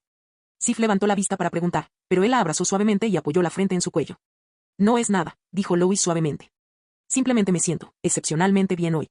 Bajó la cabeza y los besó de nuevo, esta vez más profundamente, durante más tiempo. Los tres permanecieron estrechamente entrelazados durante un tiempo más, y después de un rato, Lois se levantó y se puso su túnica. Después de una hora de cultivo, como de costumbre, se lavó y se cambió de ropa, ajustándose la capa y el cuello con su ayuda. Cuando salió de la habitación, el aroma a pan y sopa de carne ya llenaba el pasillo. En la mesa del desayuno, Emily sonrió mientras le servía la sopa, y Sif lo miraba de vez en cuando, pero también cortaba el pan para él en silencio. Después del desayuno, los guardias ya estaban formados en la puerta. Lois se puso el abrigo y se giró para dar instrucciones. «Way, llama a Bradley y Deslan, el jefe del departamento de comercio. Vamos a tener una reunión. En la oficina, Lois estaba de pie junto a la ventana, de espaldas a la luz de la chimenea, contemplando las cosas mientras observaba a la multitud bulliciosa afuera. Inmediatamente después, Bradley y Deslan fueron conducidos a la oficina por un guardia. Ambos parecían reservados, conscientes de que cualquier cosa que llevara a Lois a convocar una reunión de último momento debía ser algo serio. La información vino de la familia, comenzó Lois, en tono frío. El duque Calvin tiene la intención de renegociar los acuerdos comerciales de la Marea Roja y los términos de negociación bajo un marco de asociación. No como parte integral de la familia. Hizo una pausa y su mirada los recorrió a ambos, como si observara sus expresiones. Esto significa que la Marea Roja o bien regresa al sistema familiar, aceptando sus directrices, o bien queda completamente excluida y ya no puede utilizar los recursos familiares. Bradley bajó la cabeza. Como antiguo mayordomo de la familia Calvin, sabía perfectamente lo que eso significaba, y ahora se inclinaba a apoyar a la Marea Roja. Dijo en voz baja, entonces, ¿cuál es la intención de Lord Lois? Mi intención, afirmó Lois lentamente, es que la Marea Roja no retroceda. Las palmas de Deslan estaban sudorosas y su respiración era ligeramente trabajosa. También provenía del gremio de comerciantes de Calvin, donde se desempeñaba como administrador, y ahora era el jefe del departamento de comercio de la Marea Roja. Estaba muy agradecido por el ascenso de Lois y, desde luego, no se aliaría con la familia Calvin. Lois sintió la tensión entre ellos y suavizó su tono de voz. No hay motivo para estar nervioso, dijo con calma. Preví este conflicto hace mucho tiempo. Desde el día en que se estableció la Cámara del Consejo de Red Tide hace un año, dije que Red Tide debería poder sobrevivir sin familia. Bradley miró hacia arriba, aparentemente recordando ese evento exacto. Lord Lois realmente tenía planes desde el principio. En aquel momento, todos creían que estaba promoviendo reformas financieras. Nadie se dio cuenta de que, en realidad, se trataba del primer paso hacia el desconocimiento. Sabía que, a medida que la Marea Roja crecía, la familia acabaría mudándose, continuó Lois. Llegaron un poco antes de lo esperado. Así que busqué activamente el apoyo de los miembros del gremio de comerciantes. El 80% del personal principal de la rama norte del gremio se unió en secreto al sistema Marea Roja. Me aseguré de que sus familias vivieran en la ciudad de la Marea Roja, que sus hijos asistieran a la escuela, participaran en talleres y recibieran dividendos y subsidios del ayuntamiento. Naturalmente, ahora saben a quién escuchar. Deslan respiró hondo y susurró, y casi todos los bienes del norte se redirigieron a través de los registros de la Marea Roja. Granos, carbón, esencia de magma, pieles, minerales, todo circula dentro del sistema del Salón del Consejo. Exactamente, coincidió Luis. Más de la mitad de los impuestos y asentamientos de los territorios del norte están registrados en nuestros libros. Incluso los nobles extranjeros ignoran el gremio familiar de comerciantes y comercian directamente con la Marea Roja. Se giró para mirarlos a ambos. Me he ido distanciando poco a poco del sistema del gremio de comerciantes de Calvin, con la esperanza de completarlo en 2 años, pero no esperaba que rompieran lazos ahora. Quizás presentían algo. En última instancia, la responsabilidad es mía. Fui demasiado cauteloso y no exploré rutas alternativas antes. Por lo tanto, lo que necesitamos discutir ahora es cómo responder a esto. Bradley reflexionó un momento antes de hablar. Sugiero que distingamos secreta y completamente el sistema del gremio de comerciantes de la Marea Roja del gremio de comerciantes de Calvin. Primero, necesitamos identificar quién trabaja realmente para la Marea Roja y quién todavía pertenece a la facción de la familia Calvin. Hizo una pausa y continuó. También podemos contactar a los nobles del norte, con quienes mantenemos una estrecha colaboración. Todos dependen de nuestros minerales. Si podemos llegar a acuerdos directos con ellos, podremos mantener las líneas de negocio incluso si ignoramos a la familia Calvin. Deslan negó con la cabeza y añadió con cautela, pero a corto plazo, todavía no podemos prescindir de las rutas de transporte del gremio mercantil Calvin, especialmente del transporte marítimo desde el puerto de Alborada. Aún necesitamos usar sus puertos para transbordar mercancías. Pero Lord Lois tiene razón, ya no podemos ser totalmente dependientes. Necesitamos encontrar rápidamente rutas comerciales alternativas para garantizar nuestra autonomía futura. Lois asintió. Bradley recordó algo de repente y dijo con cierto entusiasmo, tengo un candidato, y es el conde Harvey. Es uno de los representantes de la nueva alianza noble en el imperio y un competidor de la familia Calvin en las rutas comerciales. Si cooperamos en secreto con él, no solo compartiremos los riesgos, sino que también abriremos nuevas rutas de acceso al mar. Además, tienes una excelente relación con su segundo hijo, el joven maestro John. Lois se quedó atónito por un momento, pensó en el joven regordete y luego se rió a carcajadas. Realmente no lo había notado. Bradley también sonrió. Eso es porque estás demasiado concentrado en los asuntos de la Marea Roja y no has pensado en ese aspecto. En ese momento, Deslan dijo en voz baja, quizás, también podríamos contactar con gremios mercantiles extranjeros. Aunque el riesgo es alto, establecer rutas comerciales secretas también sería una opción. Los tres guardaron silencio un momento, solo la chimenea crepitaba suavemente de vez en cuando. Luis sonrió lentamente. Este camino es ilegal, la ley imperial tipifica tales acciones como delitos graves. Pero, al igual que la prohibición de la trata de esclavos, todos saben que es solo una regla escrita para la gente común, y nadie la cumple. Tomó su taza y bebió un sorbo de agua fría. Sobre todo los grandes nobles, tienen innumerables gremios mercantiles y propiedades en el extranjero. Incluso la familia Calvin ya tiene varias sucursales establecidas fuera del país. Los miró a ambos con un tono un poco más relajado. En otras palabras, este peligro es solo una fachada aterradora. Bradley asintió y Deslan rió en voz baja. Finalmente, Lois dejó su taza y los recorrió con la mirada. En cuanto a los demás preparativos, procederán según lo planeado. Los contactos externos serán mi responsabilidad. Hablaré con John, y quizás también pueda usar las conexiones del conde Harvey para sondear a estos gremios de comerciantes extranjeros. Bradley y Deslan intercambiaron miradas y respondieron al unísono. Sí, Lord Lois. Capítulo 375. Después del anochecer en Ciudad Marea Roja, la nieve susurraba suavemente y la luz dorada de la hoguera iluminaba el salón en el piso superior del castillo de tierra. La chimenea ardía, sus llamas se reflejaban en las paredes de piedra. Bandejas de plata exhibían champiñones salteados y bacalao asado, y el aire se llenó de un aroma reconfortante. Un sirviente puso la mesa en silencio, el tintineo de las tazas era casi inaudible. Lois estaba sentado a la cabecera de la mesa, con su capa sobre el respaldo de la silla, mirando al techo, perdido en sus pensamientos. Rara vez organizaba banquetes, las tareas administrativas, las reuniones y el papeleo prácticamente llenaban sus días. Esta noche fue una excepción, para una persona. La puerta se abrió de golpe y una ráfaga de aire frío entró en la habitación. ¿Oí que habrá pescado esta noche? Jefe, por fin te acordaste de tu hermano. La voz de Jon Arvai era más fuerte que el viento. Su abrigo estaba cubierto de copos de nieve, su cabello despeinado por el viento frío y su cara roja de frío, pero aún así, se reía de todo corazón. Lois miró hacia arriba y no pudo evitar sonreír, lo único que piensas es en la comida. No comería cualquier pescado. El chef me invitó, así que debe ser un pescado extraordinario. Entró Jon, quitándose los guantes. De hecho, Lois no lo había invitado a Ciudad Marea Roja, él ya había estado allí durante algún tiempo. La razón de su presencia en Ciudad Marea Roja era simple, los asuntos de Colina Cresta Plateada ya estaban integrados en el sistema del Consejo de Marea Roja, requiriendo solo su firma para confirmación. Y con la minería suspendida durante el invierno, tenía mucho tiempo libre. Además, en comparación con la gélida Colina Cresta Plateada, Ciudad Marea Roja era el verdadero centro de entretenimiento del norte. Aunque afirmaba estar allí para hacer informes de trabajo, en realidad estaba allí principalmente para escapar del frío y disfrutar del invierno. De hecho, muchos nobles, como Jon, confiaron los asuntos de sus territorios a los funcionarios de la Marea Roja y vinieron a la ciudad para calentarse durante el invierno. La ciudad de Marea Roja casi se convirtió en el verdadero centro del norte. Salas de canto, tabernas, academias, teatros, termas, todo les hacía querer quedarse. Siéntate rápido, hizo un gesto Luis, indicando a un sirviente que le sirviera vino. Jon acercó una silla y se sentó, secándose la humedad de las manos con una sonrisa radiante en su rostro. La luz de la fogata se reflejó en sus copas de vino y el aroma llenó el aire. Jefe, esto es un verdadero paraíso, dijo Jon, levantando su vaso, bebiéndolo todo de un trago y suspirando dramáticamente. Es difícil incluso conseguir una bebida caliente en la mina. En Ciudad Marea Roja, hasta el aire es más dulce que en cualquier otro lugar. Lois se rió entre dientes, entonces deberías agradecer a la sala del consejo. Agradecer al jefe es más rápido, sonrió Jon. Hasta mis sirvientes dicen que el fuego de la chimenea de la Marea Roja calienta más que el sol. Los dos comenzaron discutiendo la situación reciente en el norte. Lois comentó, la producción de minerales en Silvercrest Hill es buena este año. Lo hicieron muy bien. Jon se animó de inmediato, como si finalmente hubiera encontrado una oportunidad para presumir. Comenzó a hablar elocuentemente sobre su experiencia en el gobierno, riendo mientras decía, los turnos de los mineros eran muy caóticos, así que pedí al personal del ayuntamiento que los organizara. La comida de los trabajadores era muy mala, así que pedí a los chefs de Red Tide que elaboraran los menús. Entonces me di cuenta, jefe, dijo Jon, haciendo un gesto, de que los asuntos profesionales deben ser manejados por profesionales. Solo necesito transferir el poder de decisión a los empleados de Marea Roja, esperar las facturas, cobrar los impuestos, firmar algunos documentos, y listo. Lois se rió entre dientes. ¿Es esa tu filosofía de gobierno? Eso sí que es eficiencia, dijo Jon con seriedad. Aprendí todo de usted, jefe. Ahora hasta los mineros se hacen llamar Marea Roja. Luis sonrió y levantó su copa. Este es el norte que queremos. Las llamas parpadeaban en sus vasos, proyectando un brillo cálido sobre sus rostros. Un momento después, el tono de Lois cambió levemente y preguntó casualmente, ¿cómo está la salud del conde Arvai? Jon dejó su copa y se encogió de hombros. Está bien, solo bebe demasiado. Si no fuera por el vino, probablemente estaría en la cama inmediatamente. Lois se rió entre dientes. Escuché que tu padre recientemente expandió sus almacenes en un puerto en la provincia del suroeste. Sí, el tono de Jon se tornó serio de repente. Pensaba en que construyera un puerto en el norte, pero es un viejo testarudo. No para de decir que el norte es demasiado frío e inapropiado para los negocios. Tengo muchas ganas de atarlo y llevarlo a Marea Roja a bañarse en una fuente termal. Luis escuchó y rió, luego su tono se tornó serio. En realidad, quería hablar contigo sobre esto. La Marea Roja planea expandir una ruta comercial hacia el sur. Necesitamos puertos estables y puntos de tránsito. Jon dejó su vaso. Tu gremio mercantil de Calvin controla la ciudad portuaria más grande. No necesito preguntarle a mi padre, ¿verdad? Lois sonrió, levantó su vaso y dijo con calma, tener una ruta extra nunca es malo. Jon hizo una pausa y luego se rió también. El jefe tiene razón, más rutas hacen que el viaje sea más suave.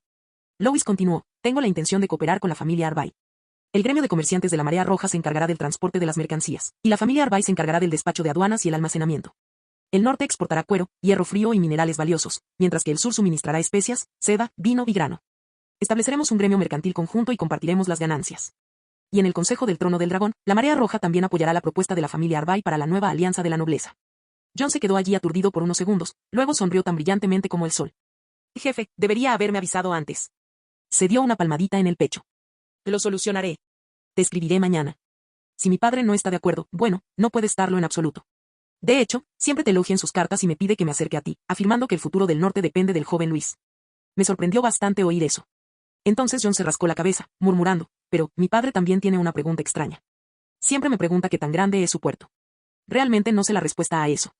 Lois sonrió, sacó una carta de su bolsillo y se la entregó a John. Por favor, entrégale esta carta al conde Arbay de mi parte. Contiene todo lo que quiere saber. John aceptó la carta, se dio una palmadita en el pecho y dijo, no te preocupes, me encargaré. Además, somos hermanos y mi padre también es tu padre. Lois se quedó un poco sin palabras, esa frase sonó extraña, sin importar cómo la escuchó, pero aún así levantó su copa. Entonces, brindemos por la familia primero. Por el jefe. Asintió John en voz alta, ahogando el crepitar de la chimenea. Los dos levantaron sus copas y la luz de la fogata parpadeó entre ellos. La risa, la luz de la chimenea y el aroma del vino se mezclaban y la temperatura de la habitación iba subiendo poco a poco. John se dio una palmadita en el pecho y se rió con ganas, como un joven con un espíritu infatigable. Y Luis lo miró, sintiendo que incluso aquel frío norte había cobrado algo de vitalidad. El invierno se acercaba, y las calles de Marea Roja estaban cubiertas por una fina capa de escarcha de las primeras nevadas. Las calles estaban llenas de gente. Los vendedores ambulantes ofrecían vino caliente, botas de cuero y carne curada, mientras los niños arrastraban cajas de madera y corrían por la nieve con sus linternas balanceándose. Piel de oveja del norte, suave como la brisa de primavera, a una moneda de cobre por hoja. Sopa de bacalao caliente. Recién salida de la olla. Los gritos resonaban por las calles y callejones. De los talleres salían obreros con abrigos de piel, con grandes bolsas de dinero colgando de sus cinturas, y su risa era ronca y genuina. Y los caballeros circulaban entre la multitud, comerciando con los artesanos, sin afectación alguna. Laten notó que estas personas no mostraban miedo ni pobreza en sus rostros. Se comportaban con confianza, como si fueran dueños de su propio destino. Suspiró en silencio. Esta ciudad estaba más concurrida que los puertos de la Federación Esmeralda. Una región fronteriza, aislada por el imperio, alcanzó tal escala en apenas unos años. Como contacto secreto del gremio de Marea Azul de la Federación Esmeralda, estacionado en Marea Roja, operaba bajo la apariencia de administrador de la caravana mercante del sur, el gremio de comerciantes de Salfría. Por derecho, la misión de Laten era simplemente observar y registrar el potencial de recursos del norte, establecer nodos de rutas comerciales secretas e informar al Consejo de la Federación. A veces, también necesitaba recopilar información sobre la política del norte y los preparativos militares para el gremio. Pero ahora la Marea Roja le había hecho imposible verlo puramente como una misión, incluso se había integrado, hasta cierto punto, en esa sociedad. Y esto es más que un simple milagro del norte, pensó. Una ciudad de la Federación podría enriquecerse de la nada así. Laten entró en la posada de la Sal Helada, su base de operaciones. Parecía una tienda normal, pero en realidad era un punto de información del gremio. La habitación estaba bien iluminada, la chimenea estaba encendida y el aire olía ligeramente a sal y aceite de pescado. Laten se quitó los guantes y le ordenó a un sirviente que cerrara la puerta. Mientras organizaba los libros de contabilidad del día, oyó unos pasos suaves afuera. Varios hombres vestidos como comerciantes comunes entraron uno tras otro, intercambiando saludos con acentos locales. Al principio, Laten no prestó atención y continuó hojeando los libros de contabilidad. En el instante siguiente, las cortinas se cerraron rápidamente y los hombres, actuando al unísono, lo sometieron. Dos caballeros de la Marea Roja, completamente armados, aparecieron en la puerta. Uno de ellos dijo en voz baja, Laten From, el señor de la Marea Roja desea verte. Laten se congeló instantáneamente al darse cuenta de que habían descubierto su disfraz. Su primera reacción no fue miedo, sino confusión. ¿Cómo sabían mi nombre? Lo obligaron rápidamente a tumbarse, con una gruesa tela cubriéndole la cabeza. Pasos urgentes y órdenes lacónicas resonaban en sus oídos. Llévenselo. El mundo se sumió en la oscuridad. Laten no podía oír el viento ni la nieve del exterior, solo sentía cómo arrastraban su cuerpo y cómo los ladrillos de piedra crujían bajo sus pies. Alguien lo empujó hacia adelante y luego lo arrojaron a un carruaje. El carruaje era estrecho y se balanceaba ligeramente con el movimiento de sus ruedas. No podía discernir la dirección en la que iba, solo que subía a una pendiente, daba vueltas y se alejaba cada vez más del bullicio de la ciudad. En total oscuridad, la mente de Laten daba vueltas. ¿Habría algún problema con el manifiesto? ¿Alguien del gremio de la Federación habría filtrado información? ¿O se habrían investigado los libros de contabilidad de la posada de la Sal Helada? Una ráfaga de viento frío pasó junto a él y lo empujó hacia una silla. Alguien le arrancó la tela negra de la cabeza. La luz ardía en sus ojos. Laten entrecerró los ojos y miró hacia arriba. No vio un sótano oscuro, sino una oficina espaciosa y luminosa. Un mapa del norte colgaba en la pared, una chimenea ardía en un rincón y un reloj con engranajes de metal emitía un leve tic-tac. Detrás del escritorio estaba sentado un joven lord, de cabello oscuro y expresión tranquila, pero sin parecer severo. La luz de la fogata se reflejaba en su rostro, haciéndolo parecer más un erudito paciente que un señor gobernando el norte. Luis Calvino. Era más joven de lo que Laten había imaginado, y más accesible, incluso exudaba una tranquilidad reconfortante. El miedo de Laten disminuyó un poco con esta compostura, siendo reemplazado por un rayo de esperanza. Tal vez si actuara como un comerciante común y corriente, aún podría salir airoso con sus suaves palabras. Forzó una rápida sonrisa, con la voz temblorosa. Señor, ¿usted se equivoca? Solo soy un pequeño comerciante, un vendedor de sal, aquí en el norte, con un pequeño negocio. Lois no respondió de inmediato. Simplemente levantó la mano, indicándole que se sentara, y lo observó con expresión tranquila, como esperando que terminara de mentir. Ese silencio no contenía hostilidad, pero daba la sensación de que no había escapatoria. Laten From, del gremio de la Marea Azul, dijo finalmente Lois, con una voz tan tranquila que era casi amable, bienvenido a la Marea Roja. El corazón de Laten latía con fuerza, casi saltándole del pecho. Respiraba con dificultad y tenía la garganta tan seca como si se estuviera ahogando con polvo. Su mente era un desastre. Se acabó, todo ha sido revelado. ¿Dónde me equivoqué? La mirada de Lois era tranquila, carente de cualquier vacilación emocional, pero más aterradora que cualquier amenaza. Un escalofrío recorrió la espalda de Laten, su respiración se aceleró y el miedo en su corazón se intensificó. Era la mirada de un cazador observando a su presa. En ese momento, Laten de repente se dio cuenta de que el joven señor no era tan amable como parecía. Detrás de esa sonrisa serena se escondía una escalofriante sensación de control, como si cada uno de sus movimientos estuviera al alcance de la otra persona. Pero ahora solo podía obligarse a mirar hacia arriba, con una sonrisa forzada en los labios y una voz temblorosa. Tú, estás realmente equivocado. Yo solo soy un don nadie. Su voz era débil, sus ojos se movían nerviosos, como los de una bestia acorralada. Quería encontrar una excusa, pero incluso él podía percibir el pánico revelador en su voz. Lois no respondió, solo le sonrió. Esa sonrisa era tranquila y gentil, pero era imposible saber si era genuina o una prueba. La luz de las velas iluminaba su perfil, su cabello oscuro caía suavemente sobre sus hombros, su expresión serena. Sin embargo, Laten se ponía cada vez más nervioso cuanto más miraba. Esa sonrisa no era tranquilizadora, sino más bien una expresión condescendiente, como si todo ya estuviera dentro de sus expectativas. No te preocupes, dijo finalmente Lois, no me interesan los espías. Su tono cambió y añadió con ligereza, pero me interesan los gremios de comerciantes. Laten parecía aferrarse a un salvavidas, tartamudeando rápidamente, ese sí, señor, lo entiendo. Lois se levantó lentamente y se giró para observar la nieve que caía por la ventana. Y dile a tu gremio que tenemos hierro frío, esencia de magma y otros minerales que necesitas. No saqueamos, solo comerciamos, y esperamos que tú también lo hagas. Lois se giró, sus ojos reflejaban la luz de la hoguera, como si pudiera ver a través de las fuerzas detrás de Laten. Por supuesto, también sé que no puedes tomar esa decisión, continuó con calma, así que entrega esta carta a tu superior y deja que la revise cuidadosamente. Lois tomó una carta del escritorio, con el sello de la marea roja en el sobre, y la empujó suavemente hacia el borde de la mesa, diciendo, creo que traerá el mensaje correcto. Laten abrió la boca, tenía la garganta seca, y solo pudo asentir, entiendo, señor. Lois saludó levemente con la mano. Varios caballeros de la marea roja se adelantaron y volvieron a vendarle los ojos a Laten con un paño. Llévenselo de vuelta, dijo Lois con calma. Laten sintió que lo ayudaban a ponerse de pie nuevamente, lo empujaron fuera de la oficina, sus pasos resonando en el largo pasillo. Oyó la pesada puerta abrirse, el viento frío entrar y luego lo empujaron a un carruaje. El carruaje descendió por el camino principal de piedra que salía del castillo y el sonido de las ruedas crujiendo sobre la nieve acumulada era claramente audible. Solo cuando la noche se tragó la luz lejana de la fogata, el carruaje se detuvo en su entorno familiar. Alguien desató las cuerdas y ordenó groseramente, salid de aquí. La tela fue apartada y el viento helado y cortante golpeó su rostro. Se encontraba a la entrada de su posada, la posada Salgelado. Los comerciantes se quedaron allí, atónitos, en la puerta, con expresiones de sorpresa. El rostro de Laten estaba pálido y sin aliento, y susurró con urgencia, empaca tus cosas, inmediatamente. Tenemos que salir de esta ciudad. Nadie se atrevió a preguntar por qué. Los sirvientes empacaron frenéticamente libros de contabilidad, manifiestos y objetos de valor. Esa noche, Laten y su séquito abandonaron la ciudad a toda prisa, en dirección al sur. Independientemente de lo que estaba escrito en la carta, había sido expuesto. Mientras el carruaje viajaba por las calles de Red Taid, no pudo evitar mirar hacia atrás. Bajo el cielo nocturno, la torre principal del castillo era vagamente visible en la niebla nevada, y la luz de la chimenea que entraba por las ventanas aún no se había apagado, como si alguien todavía estuviera allí. En trance, vio al joven señor, de pie junto a la ventana, con esa sonrisa serena. Laten contuvo la respiración y sintió que el corazón casi se le salía del pecho. Se giró bruscamente, sin atreverse a mirar de nuevo, solo instando al cochero, más rápido. Y más rápido. Las ruedas del carruaje escupían nieve, girando cada vez más rápido, como si intentaran escapar de la mirada de esa sonrisa. Fin del video.